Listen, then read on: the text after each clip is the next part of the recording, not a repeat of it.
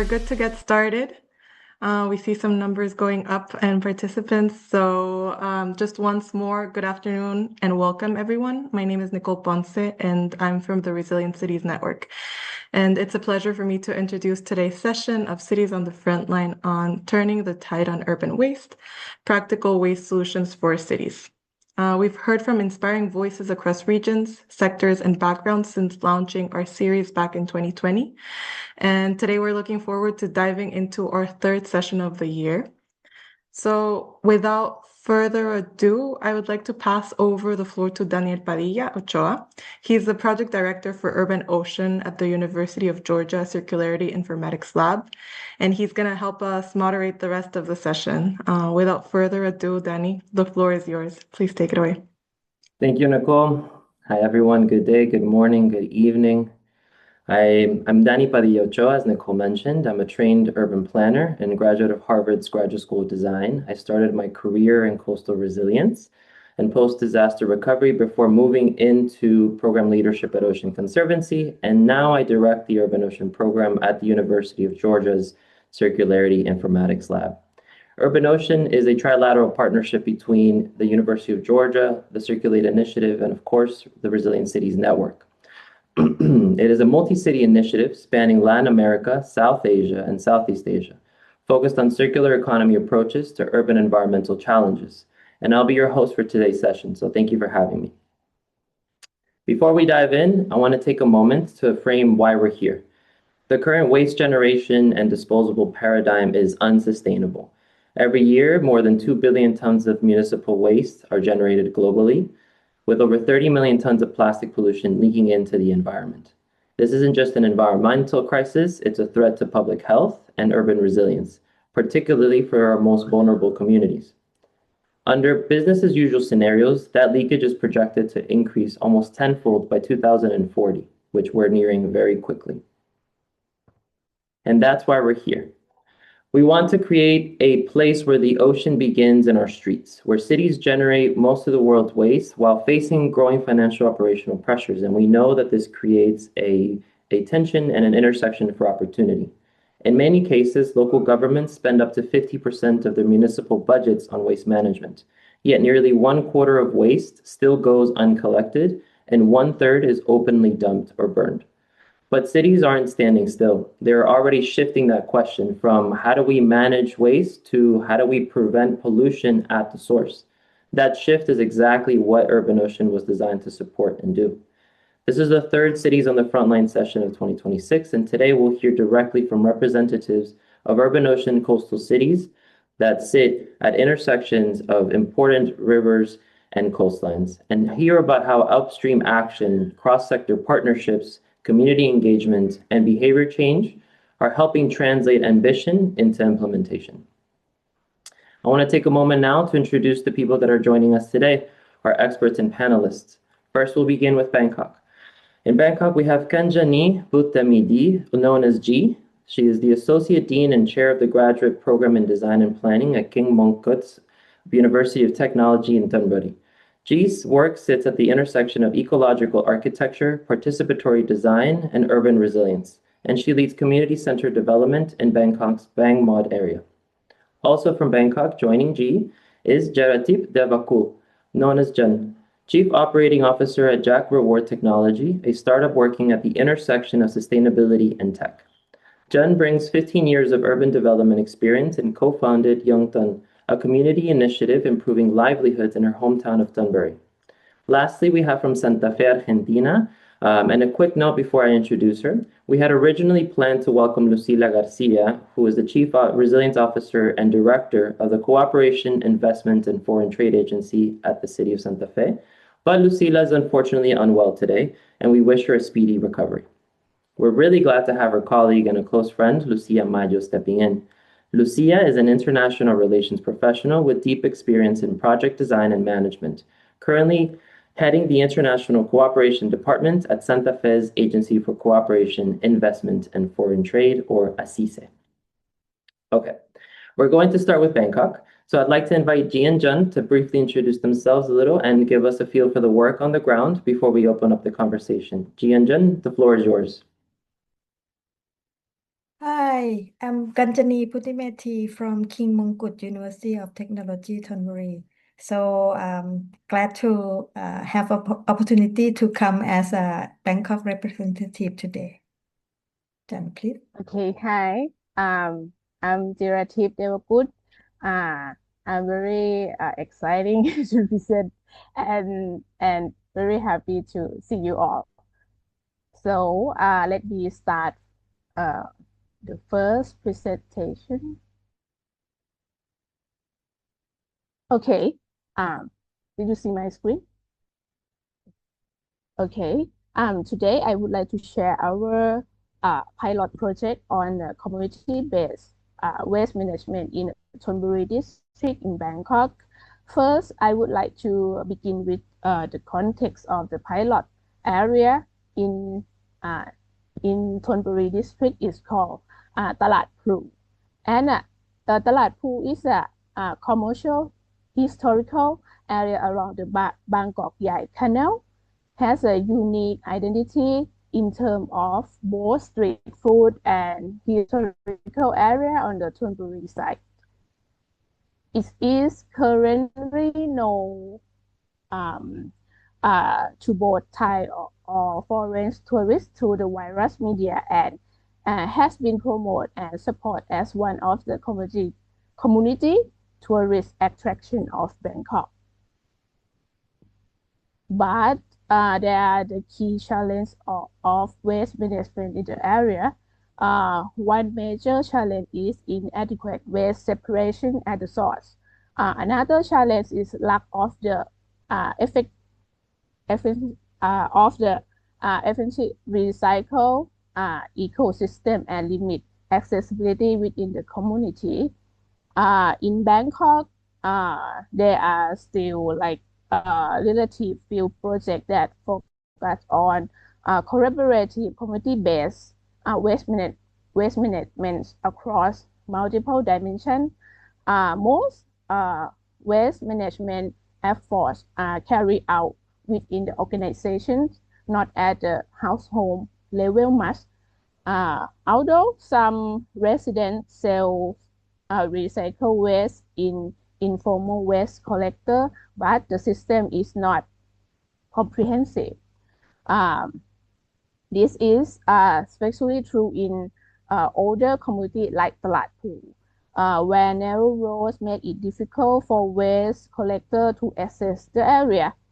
At the same time, residents often face difficult to transport recycled waste to waste buyer. As a result, waste accumulate within the community and can eventually leak into the canals. So and we also found there's high level of plastic and food waste generation in the commercial area and the local market, much of which end up with the landfill or the city waterways. However, alongside this challenge, we also identify important opportunity. Uh, uh, as I mentioned, the Talat Pru has already been promoted as a community tourism hub through several initiatives. Examples include Talat Pru Dudi Group, which promote tourism and community economic development through walking activities. We have like some Sun Power Board. He is a sustainable tourism operator, and we also have a partner as a Wat Rajput School, which promote the sustainable waste management among the students. And also, I work I work in the company Jax Reward Technology, which I do the research here before, and I also want to integrate the technology in the West Bank in Bangkok community. In addition, this is very important that we have a Thonburi district office of the Bangkok Metropolitan Administration. The short word is BMA, has been actively promote decentralized waste management. So let me explain the goal of this project. Our goal is to implement a comprehensive waste separation at the source and recycling initiative that encourage citizens to develop a sense of ownership and responsibility through the environment conservation. To achieve this goal, we have all of the 5 strategies.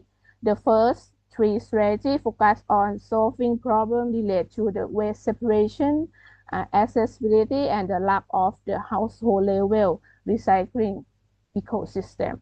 So our approach want to act as an intermediary by working closely with the community leader to ensure waste could proper enter to the recycle system. And also we encourage households to separate their waste and form a community group to collect the correctly sell recycled material. This system allows residents to earn additional income with while also receiving award point that can be exchanged for community items, helping support community welfare. So we call this system a waste bank. In addition, we also organize the pop-up recycle market within the community once a month, to make it easier for recycle to sell their recycle waste. So now we have a community waste bank and pop-up recycle market in 2 nodes, one in Wat Raj Cook School and another in the community behind the Chan Chimpai Center. So this is a system of our waste bank model, and this is a process that we have a pop-up market once a week. So this is a workflow that we cooperate with the community leaders. So this is a picture of our activity, and like the activity in the pop-up recycle market at the Wat Raj Cook School. So there's many like student join. So in this event, it's not only the selling recycle market, but also we also organize like several activities such as showcase, gaming, or art workshop to attract the student to come more. Yeah, and this is a picture of the activity of the pop-up market in community behind the Chan Chimpai Center. So the next strategy focus on integrating sustainable into the tourism. Although the Talat Phu has become a tourist destination, but there has previously been very limited campaign address waste generation from the tourist activity. Single-use plastic was still accumulated in tourist area, especially in local market. To address this issue, we collaborate with the local entrepreneurs to develop the environmentally friendly tourism activity. For example, we promote the use of the recyclable water bottle and lunchbox during a tourist activity. We also organize the educational activity for students and tourists to the hand-on workshop. The result activity that includes the workshop. The student workshop focus on the waste generation, its environmental impact, and the waste separation through walking tour and storytelling activity. And also ecotourism program developed in the collaborate with the local entrepreneur in the Talat Phu area, including walking tours, boat trips, and cycling. Yes, this is the activity about the student workshop, and this is our ecotourism program that we have with the local entrepreneurs. Another important strategy was the development of the waste data collection system. One challenge in Bangkok is that waste statistics are generally collected only at the district level, making it difficult to assess waste management performance at the household or the level or community level. At the same time, the BMA introduced a policy encouraging residential to separate food waste from dry waste in order to reduce waste management free. Therefore, it becomes necessary to collect household level food waste data as a key performance indicators. So to support this effort, we developed a user-friendly digital tool for the district officer to record food waste collection data. The tool can track the household waste separation behavior and record the amount of the disposal method of food waste. We also aim to reduce paperwork for district staff as much as possible. As a result, we developed the Kaya application. It's a web-based waste data collection platform for the Thonburi district office. So this is the overall system of the food waste data collection process of Thonburi district.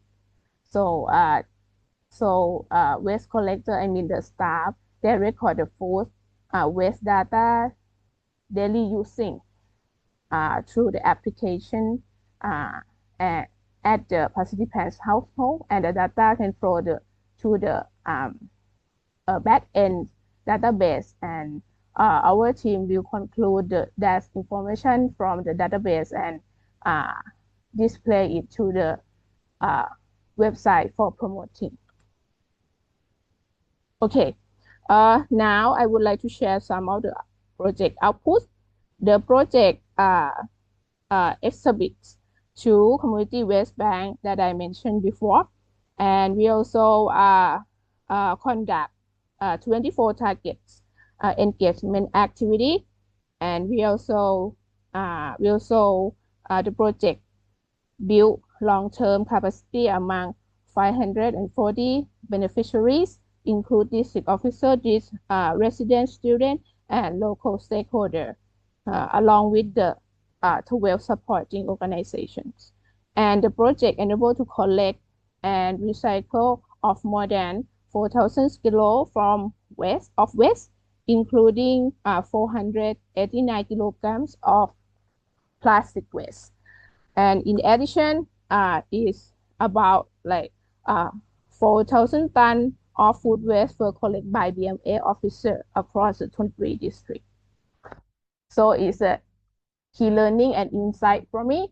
I think the first in the Thai context, I think in Thailand still rely on the external actor such as a social entrepreneur or informal waste collector, mainly because the local government often face limited in the budget and human resource.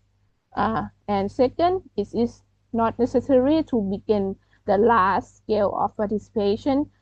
It would be start with 1 or 2 motivate group can create a successful sample that encourage others to join later.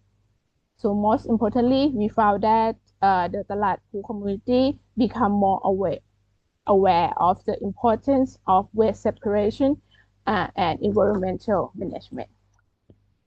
Okay, I finished my section, and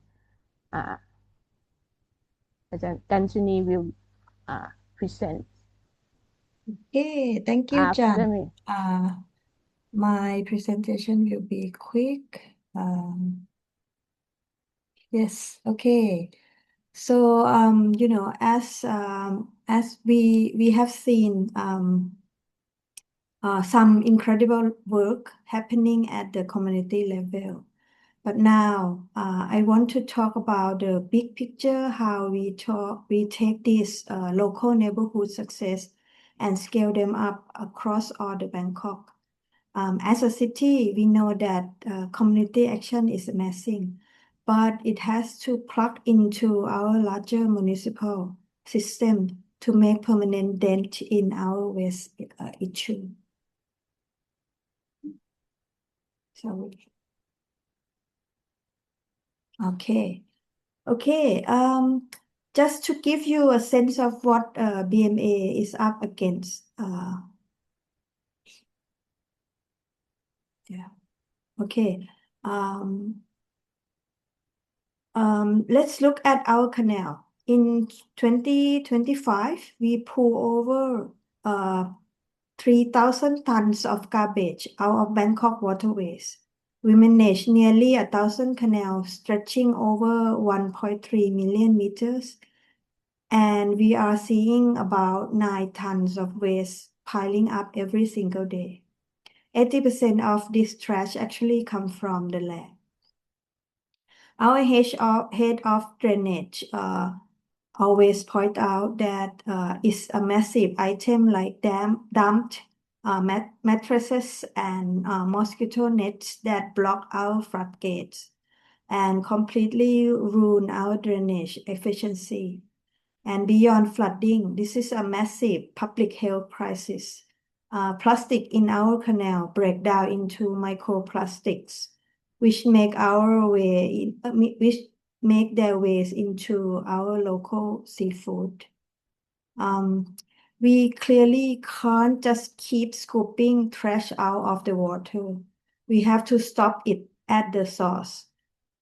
This past March, the BMA International Affairs Office hosts a knowledge sharing session under the Urban Ocean Project. We brought in 50 to 70 district officers from all over Bangkok to look at these community pilot projects. The response was fantastic. A lot of our district officials were really excited about community engagement strategy and using the Kaya app to digitally track food waste, plastic waste. In fact, with some support from the Magic Hand Foundation, we will rolling out this app to 2 more districts later this year. Scaling this up means we need the community on our side. What we have learned is that you can't just hand people a new rule book. You have to build trust through fun participatory learning. We also learned that you don't need everyone in the neighborhood to agree on day one. You just start with folk who are ready to jump in. Because this community are so tight-knit, those early adopters get quick wins that immediately show their neighbors the tangible benefit of cleaner streets. So what does it take to make this pilot solution stick permanently in our city system? First, we have to truly understand the waste problem right at the source, recognizing that every neighborhood has its own unique context. Second, we need strong multi-stakeholder collaboration. This means that the BMA working hand in hand with local groups who are already motivated. And third, this local effort absolutely must align with BMA city policy.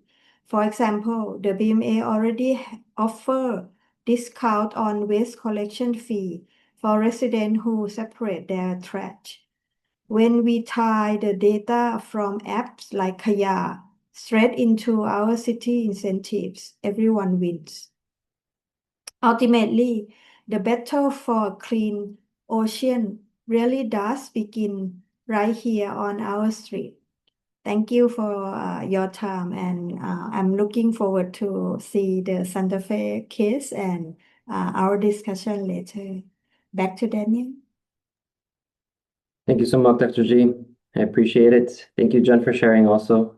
The impacts of this project are widespread, and as you just heard from Dr. G, it's immediately that its scalability and its impact and its cross-sectoral. What I personally loved about our collaborative project in Bangkok is that, as you heard from G, it employed almost half or all of the behavior change strategies that I can think of, and it weaved them together to create a community-owned and led project. And that is what drove behavior change through that shared ownership.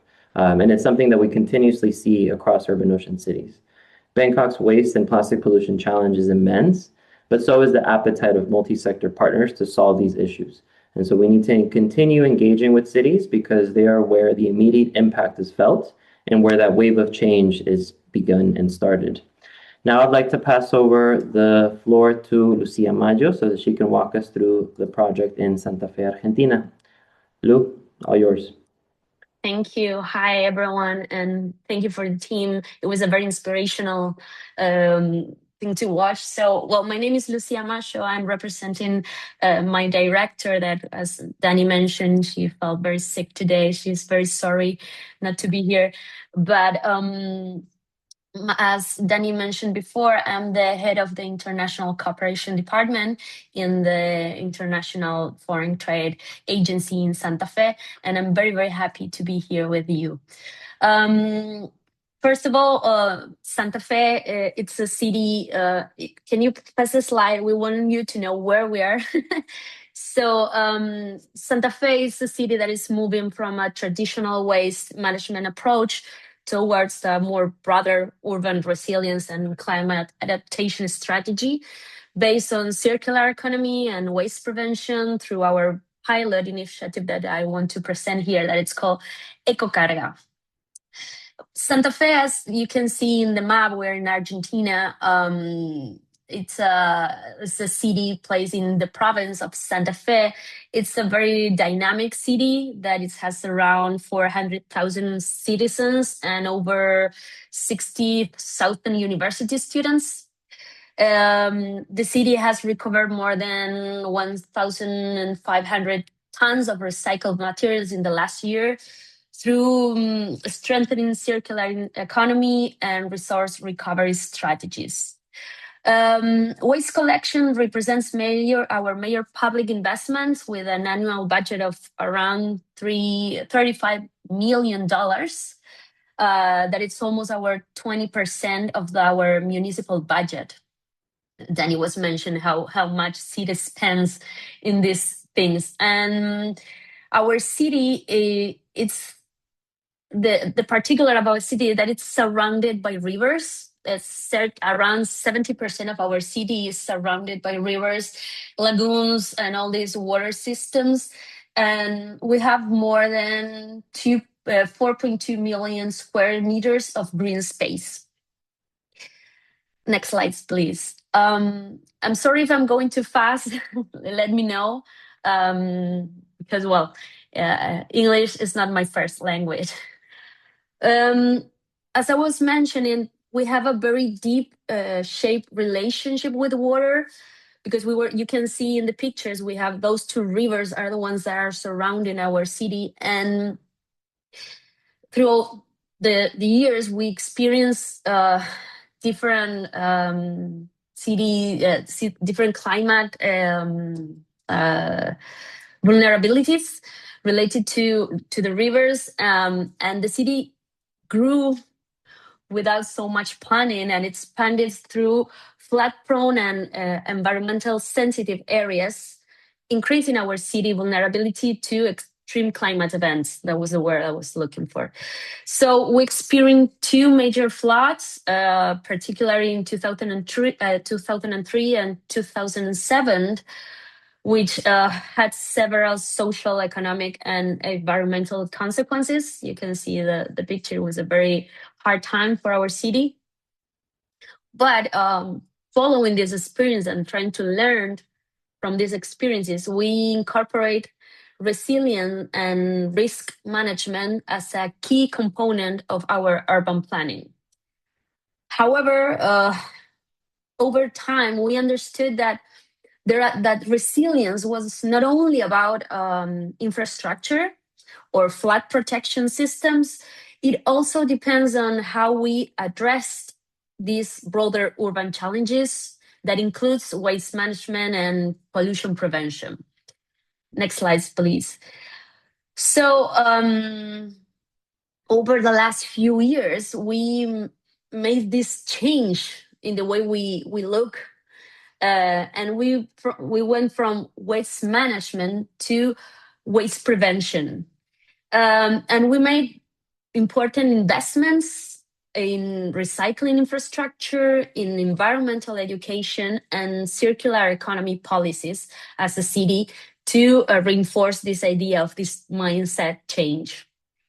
And just like in an overview, we have 39 eco points that are places all over the city.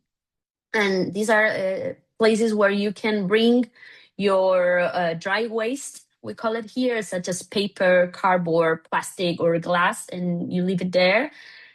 And we have a separate waste collection system since 2012.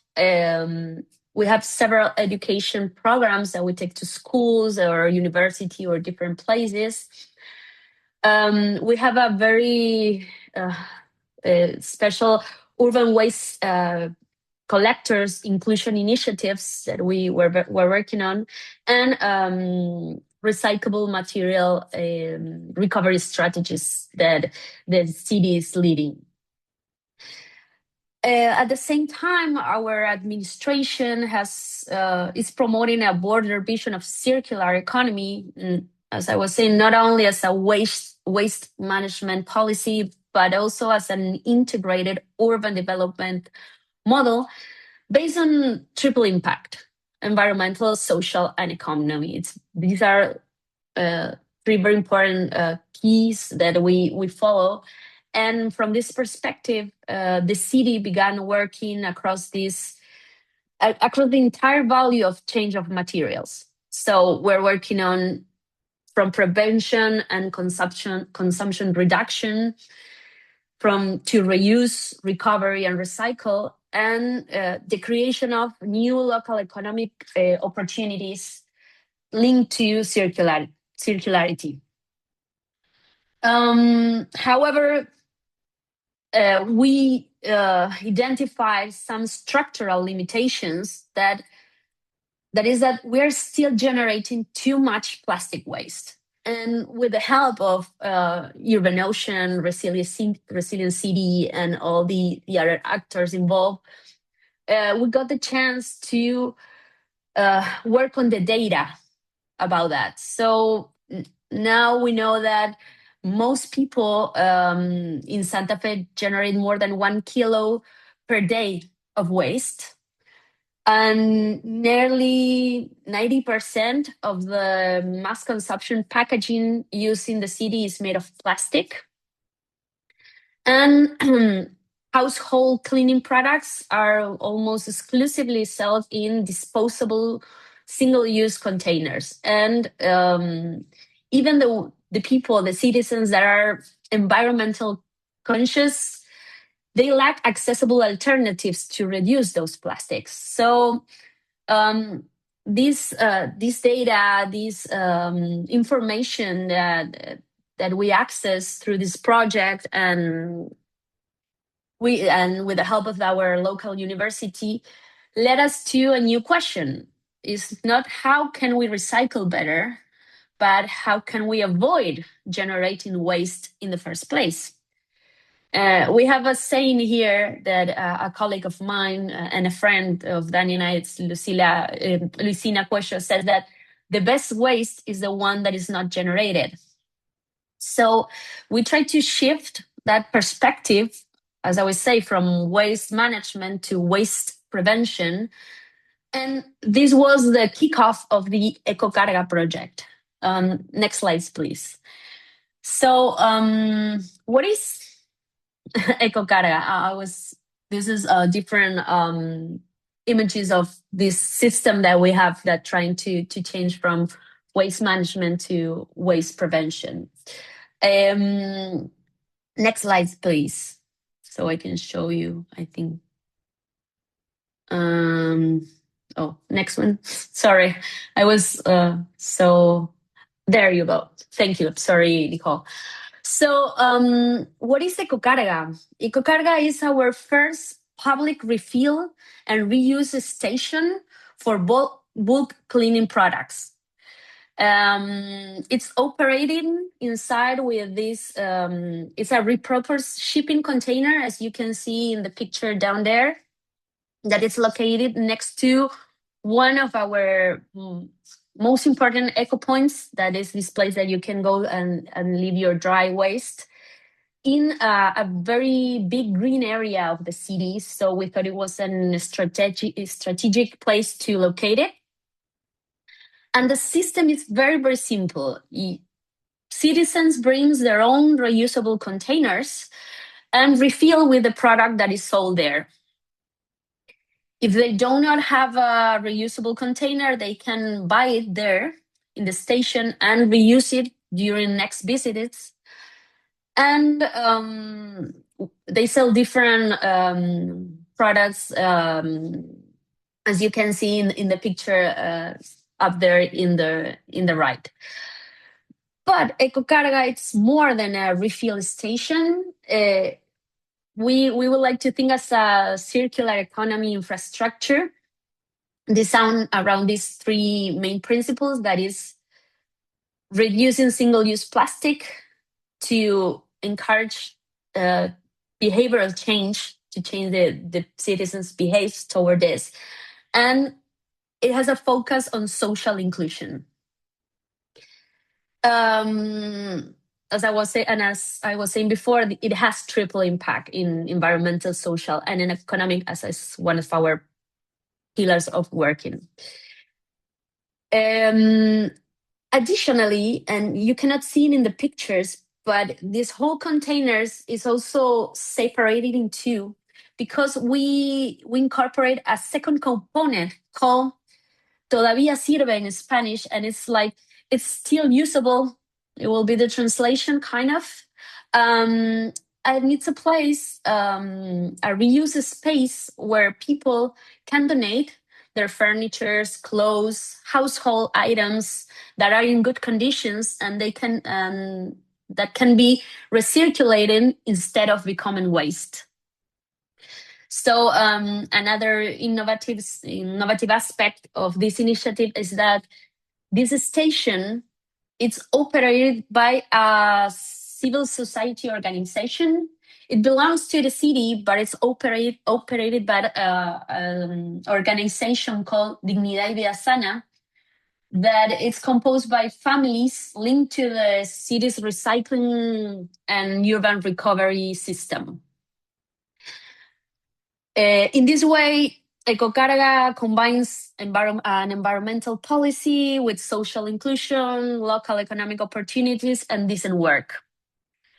Next slide, please. I saw someone was asking about that, so I would like to make it clear.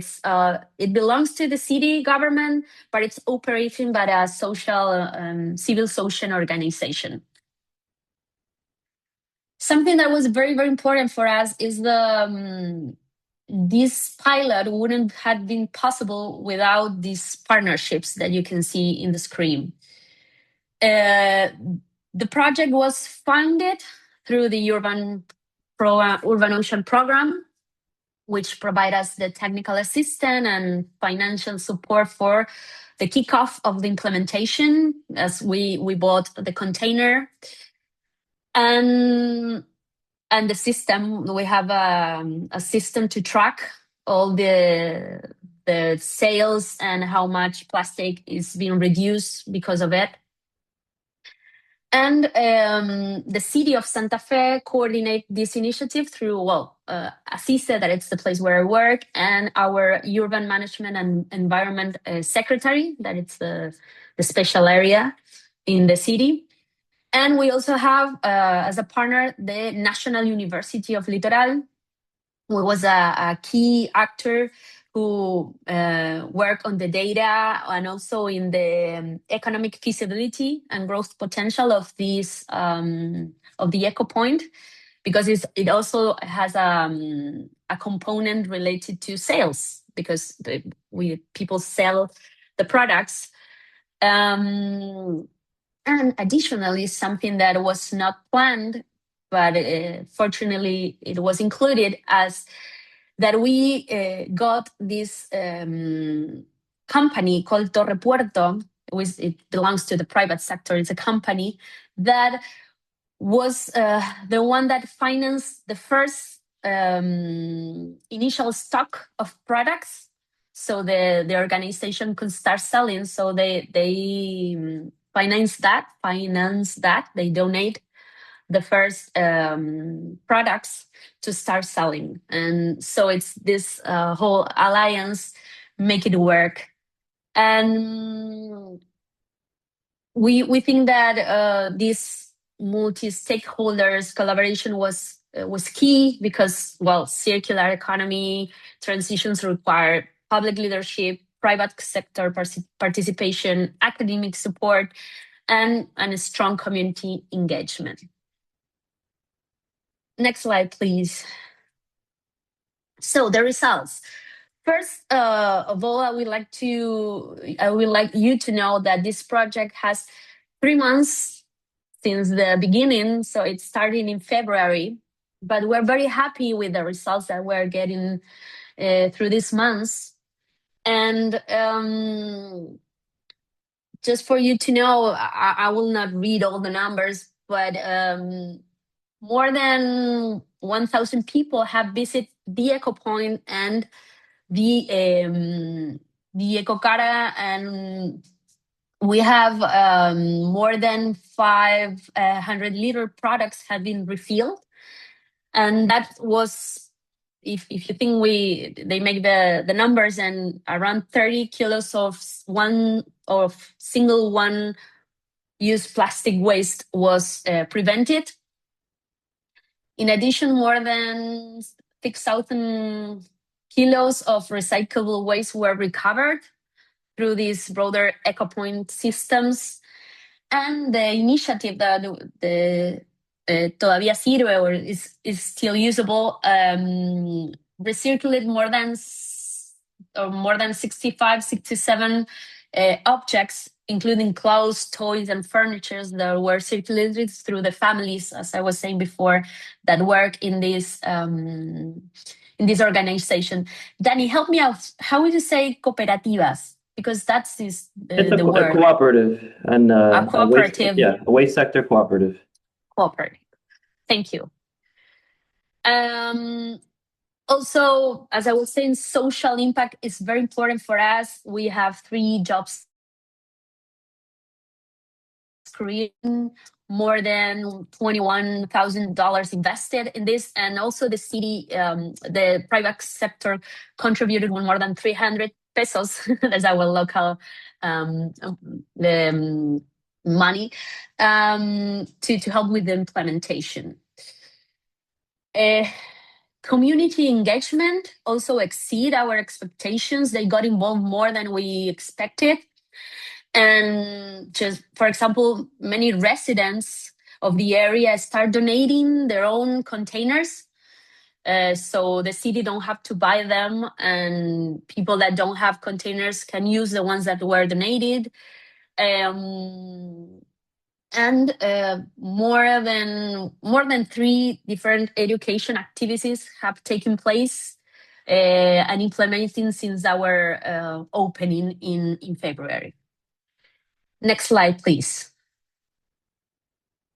So, main lessons learned. First of all, environmental education alone is not enough. So, and why I'm saying this, because with this project, we learned that practical and accessible infrastructure enables these changes in the way people behave, as they experience daily, or they have the opportunity to experience. What we also learn is that pilot projects are very important tools to test the innovation before scaling them up. As I was saying, this EcoCara it was a pilot project that exceeded our expectations, but it was because it was a pilot, it was very easy for us to work on it. And I think Ecocarga demonstrates that integrate circular economy models based on collaboration, tripling impact can become a low cost, high impact solutions for reducing plastic pollutions. And I think it's the last slide. Oh, okay. That's not me, but that's our director that was supposed to be here. I think Ecocarga, it represents a shift in the way Santa Fe understands our waste management. As I was saying, we're trying to move from this primarily focus on the collection and recollection of the waste through the prevention, reuse, and community participation. So for our city, resilience is not only built on infrastructure alone, it's also built by transforming behaviors, strengthen communities, and creating systems that reduce environmental pressure before waste is generating. So thank you very much. If you want to learn more about our city and our mayor, you can scan that. Thank you for listening. I'm very, very happy to be here.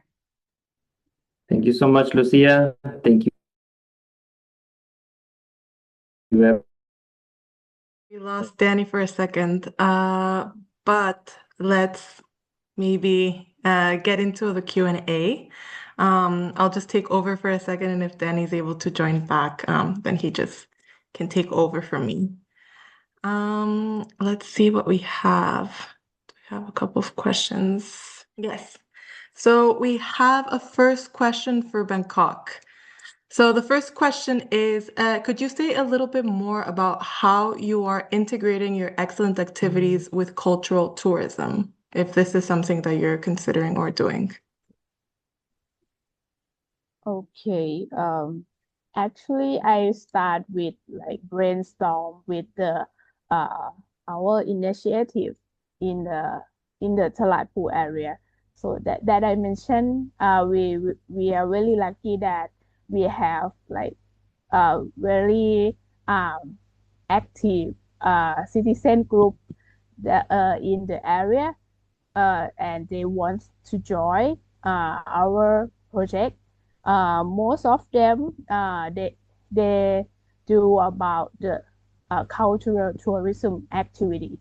So we brainstorm together to think about how to blend the knowledge about the preserved environment and the waste to the tourists. The canal, the Bangkok Yai Canal is very important to us. In the especially to the local group that work with us. We create several trips to make provide tourists to know more about the ecosystem, the environmental system in the canal, and do activity that needs to hand-on. We have the boat trip that we invite the tourists to collect waste from the canal, so they can know is this very, they can see how much waste that in the canal, and it's make their make more encourage them to see this is very important that the situation that happening, something like that. Thank you so much, Jen. Apologies again. I had internet issues. Okay. We move on to the second question, and it's from Daniel Lobo in the chat, and it's speaking again about the Bangkok project, about the replication across regional and rural levels, and if you would have any insights into replicating this model that has such complexity of community engagement into a different context, such as the regional rural level. I think it's very kind of replicatable in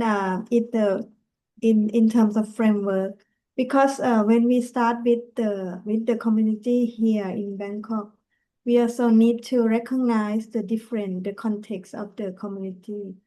Comparing with the rural community, I think the part that of engagement would be kind of easier if we see the right group, because in rural area, I think building trust is not a problem, contrast to the urban group that kind of building trust is kind of a harder process. But the limitation in rural area would be travel distance. If you want to do the waste market, maybe drop off place may be easier than kind of or more suitable in the rural area than in urban area. So they have a lot of space, but community is far apart. So I would imagine that if for a rural area, you would want to see like a regional hub, right? So instead of having a neighborhood hub, you would have a regional hub that different communities can join. And I think that's where the scalability is, because you still need to do that trust and partnership building. yes. I'd like to move on now to a question for Lucia from Santa Fe. So it's a twofold question because we're running out of time, Lu. One is the cost. So can you talk about the cost of refilling versus the purchasing of the product? So let's talk about the economic case, which is a short kind of question. And then the second one is, what are the conditions that exist? Because this is an ongoing project. What are the conditions that exist that can make this project easily scalable to other ecopuntos, for example? Well, with the first questions, yes, it was one of the things that it was evaluated. The people, the organizations sell the products more cheaper than you can find in a supermarket or in another places. That was one of the ideas that make the idea was that people would like to go there to buy because it's cheaper and because you're also helping with the waste reduction. And the conditions, well, as I was mentioned at the beginning, these eco points that we call ours distribute all around our city has the same infrastructure that that you can see as the container. So one chance is to expand it there. And another ideas that are coming is to if the organizations wants to do it, to find another places that don't have to be this container to do it. But mostly in the north of our city, that this, how to say in English, this culture of buying products from places where you can refill it is more established. They're used to that. So if the thing here is that we have to find the places where to put it, not because the market idea, it's easy to make it work, but I think the most difficult part is to find the places. One of the ideas is to reproduce this idea in the other eco points, but we're still working on it because this 3 months live experience is still a pilot that we have to make adjustments. Thank you, Lu. Unfortunately, that's all the time we have today for questions. One of the things I wanted to just point out is that a common thread amongst both projects is that there is a traceability platform that really puts the weight on the impact, right? So there, for example, in Santa Fe, a public law requires it to be open source, and so they could use it for traceability for any project. in Bangkok, obviously, we have the same traceability platform that now can be employed in other neighborhoods. And so there is always this common thread with traceability. Thank you so much, Ji-jun and Lucia, for a rich and really grounded conversation. Lucia, we hope that we feel better. I'm sure that you'll be watching us. And thank you so much for having me as well, Resilient Cities Network. It's a joy and pleasure. Thank you so much for joining the Cities on the Frontline session. We'll share resources and follow-up materials after the session. Until next time, and I think Nicole now also has some news about the next sessions as well. Thank you. Thank you so much to everyone for joining the session today and for great panelists and hosts.